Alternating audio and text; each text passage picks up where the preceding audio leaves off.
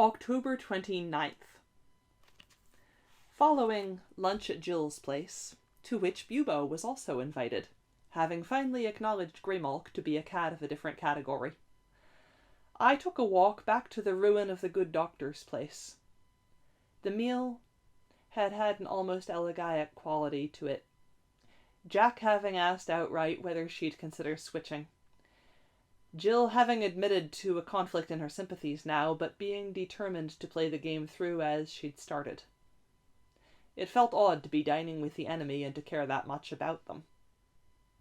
So I took a walk afterwards, more for something to do while being alone than for any pressing purpose. I took my time in going. The charred ruin still smelled strongly, and though I circled it many times, I could see no bones or other signs of dead humans within. I wandered over to the barn then, wondering whether the experiment man might have returned to it to hide. The door was opened sufficiently for me to enter, and I did. While his disconcerting odor was present, it did not seem a recent thing, as smells went. Still, I saw it in each stall, even stirring through the hay. I checked in every corner, cubby, and bin. I even mounted the ladder to the loft and looked about there. Then I noticed a peculiar shape to the rear, that of a bat hanging from a beam. While all bats look pretty much alike to me, especially when you turn them upside down, it reminded me a lot of Needle. I approached and said loudly, "Hey, Needle, what the hell are you doing here?" It stirred slightly but did not seem inclined to wake up, so I reached out and prodded it with my paw. "Come on, Needle, I want to talk to you," I said. It unfurled its wings and stared at me. It yawned, then, "Snuff! What are you doing here?" it said. "Checking out the aftermath of the fire. What about you?" "Same thing, but daylight caught me and I decided to sleep here." "Does the experiment man still come here?" "I don't know, he hasn't today. And I don't know whether the good doctor got away either. How's the game progressing?" "Now I've learned that the good doctor was never in it, I've found the point of manifestation. The big hill with the fallen stones." "Really? Now that's interesting. What else is new?" "Restoff and Owen are dead. Quicklime and Cheater went back to the woods." "Yes, I'd heard that." "So it seems someone's killing openers." "Restoff was a closer." "I think Owen talked him into switching." "No, he tried, but he didn't succeed." "How do you know that?" "I used to get into Owen's place through Cheater's attic hole and listen to them talk. I was there the night Restoff was killed. They were drinking and quoting everybody from Thomas Paine to Nietzsche at each other, but Restoff didn't switch." "Interesting. You sound as if you're still in the game." There came a faint sound from below, just as he said, "Oh, I am. Get down! Flat!" I threw myself onto my right side. A crossbow bolt passed very near and embedded itself into the wall right above me. I turned my head and saw Vicar Roberts below, near to the door, just lowering the weapon. His face held a nasty smile. If I ran and jumped, I'd be downstairs in a trice. I might also break a leg in the process, though, and then he could finish me easily. The alternative was to come down the way I'd come up, backing down the ladder. For anatomical reasons, my descent is always slower than my ascent. If I did not do this, however, he could crank the weapon back, seat a bolt, and come up after me. In that case, the odds would be in his favor. At least he didn't have any armed assistants with him. I thought back quickly, recalling how long it usually took to get such a weapon cocked.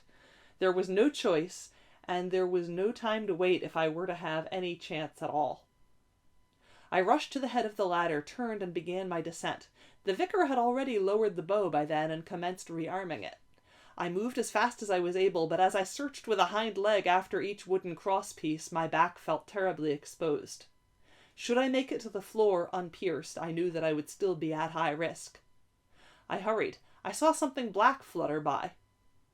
I heard the final click. I heard the sounds of his fitting the quarrel into place. It was still a good distance down. I descended another step. I imagined him raising the weapon, taking a leisurely sighting at an easy target. I hoped that I was right about the fluttering, about Needle. Another step. I knew that I was right when I heard the vicar utter an oath. I descended one more step. Then I decided I could risk no more. I pushed myself backward, letting myself fall the rest of the way, recalling things Greymalk had said about always landing on her feet, wishing I'd been born with that ability, trying to achieve it this one time anyway. I tried to torque my body in the proper direction, along the long axis, relaxing my legs the while. The bolt passed well above me from the sound I heard of it striking wood, but the man was already cranking the weapon again as I hit the ground. I did land on my feet, but they went out from under me almost immediately.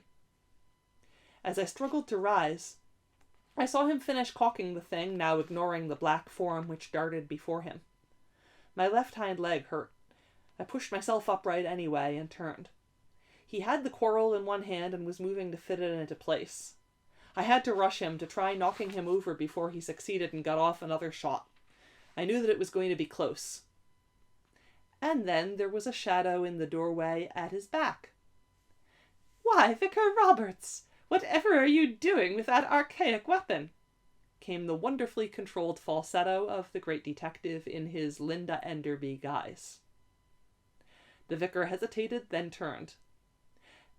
"Madam," he said, "I was about to perform a community service by dispatching a vicious brute which even now is preparing to attack us."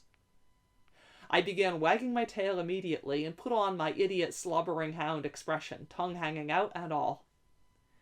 "That hardly seems a vicious beast to me," the voice of the lady stated, as the great detective moved in quickly, passing between the vicar and myself to effectively block a shot. "That's just old Snuff. Everybody knows Snuff, not a mean bone in his body. Good Snuff, good dog." The old hand-on-head business followed, patting. I responded as if it were the greatest invention since free lunch. "Whatever made you think him antisocial?" "Madam, that was the creature that almost tore my ear off." "I am certain you must be mistaken, sir. I cannot conceive if this animal is behaving aggressively, except possibly in self-defense." The vicar's face was quite red and his shoulders looked very tense. For a moment I thought he might actually try angling in a shot at me anyhow. "I really feel," the Linda voice went on, "that if you have any complaints concerning the animal, you ought to take them up with his owner first, before embarking on a drastic action that might well draw the attention of the Humane Society, and not rest well with the parishioners." "That man is a godless jackanapes," he began, but then his shoulders slumped. "Perhaps, however, I acted hastily. As you say, the parishioners might view it askance, not knowing the full measure of my complaints. Yes, very well." He lowered the weapon and released its tension. "This will be settled," he said then, "in another day or two. But for now, I accept your counsel and will do nothing rash." He put away the quarrel in a case slung over his shoulder, slinging the weapon also moments later. "And so, madam, I thank you again for those cookies you brought by, which I found quite tasty, and I bid you a good day." "I trust your daughter enjoyed them as well?" "Indeed she did. We both thank you." He turned then and passed out through the door. The great detective immediately followed him to it and peered out, doubtless to make sure that he was, indeed, departing. Before I could take the same route to the same end, however, he caught hold of the door and slid it the rest of the way shut. Turning, he studied me. "Snuff," he said. The falsetto vanished. "You are fortunate that I have a good pair of binoculars and have been inclined to use them of late. You are a very unusual creature," he continued. "I first encountered you in Soho when assisting some friends at the Yard in their investigation of a very unusual series of killings. Subsequently, I have found you to be present in numerous situations, both bizarre and intriguing. Your presence seems to have become almost a common denominator to all of the recent peculiar occurrences in this area. It long ago passed the point where I could safely deem it a matter of coincidence." I sat down and scratched my left ear with my hind leg. That is not going to work with me, Snuff, he said. I know that you are not just a dumb dog of subhuman intelligence. I have learned a great deal concerning the affairs of this month, this place, the people engaged in the enterprise which I believe you refer to as the game. I paused in my scratching to study his face. I interviewed both the inebriated Russian and the equally distracted Welshman on their ways home from the pub one night in my guise as a jovial traveller in commercial sales. I have spoken with the gypsies, with your neighbours, with all of the principals involved in this matter of purported metaphysical conflict. Yes, I know it to be that. And I have observed many things which permitted me to deduce the outlines of a dark picture. I yawned in the rude way dogs sometimes do. He smiled. No good, Snuff, he said. You can dispense with the mannerisms. I am certain that you understand every word I am saying.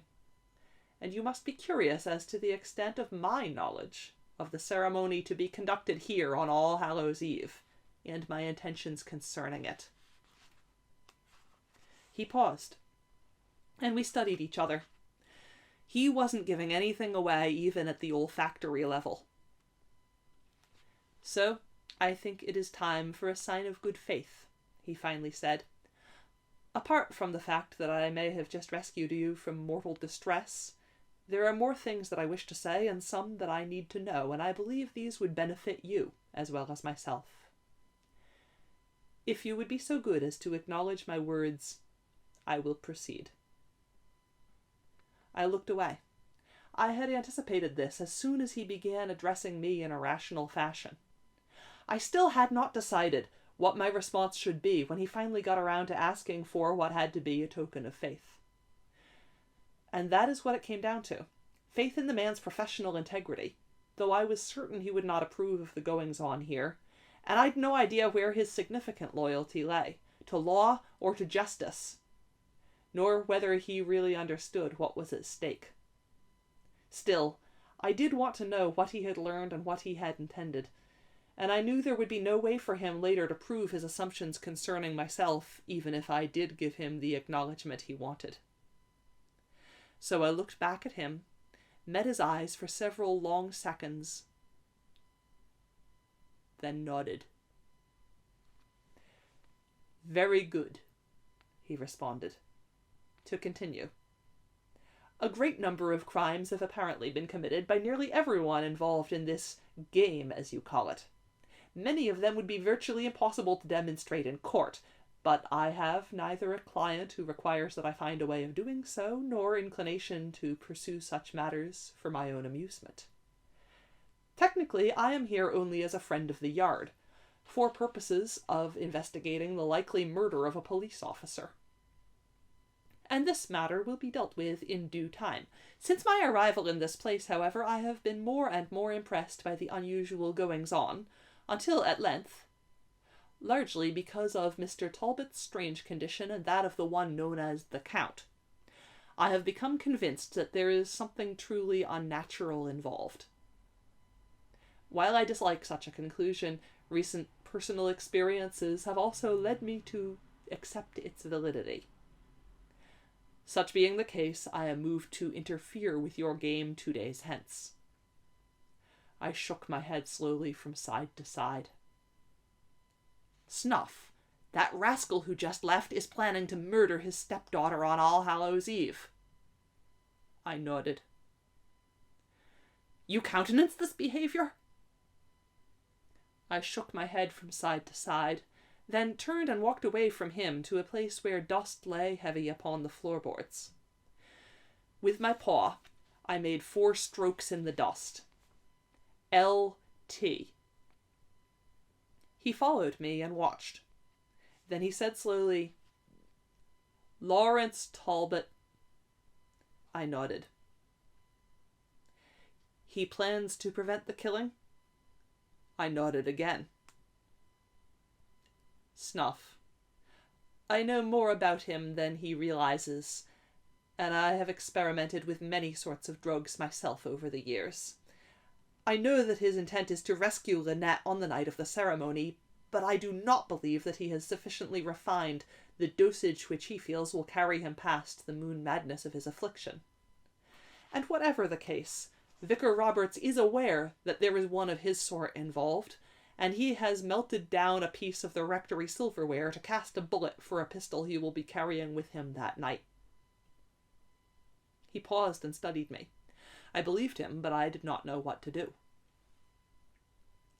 The only part I can see for myself in this entire affair would be to effect the girl's rescue should Mr. Talbot fail. To do this, I require something from you. I must know where the ceremony is to take place. Do you know? I nodded. Will you show me? I nodded again, and I looked toward the door. For a second, his hand twitched toward my head, then he lowered it and smiled. He moved to the door and slid it open. We stepped outside, where I looked in the direction of Dog's Nest and barked once. Then I began walking. He followed,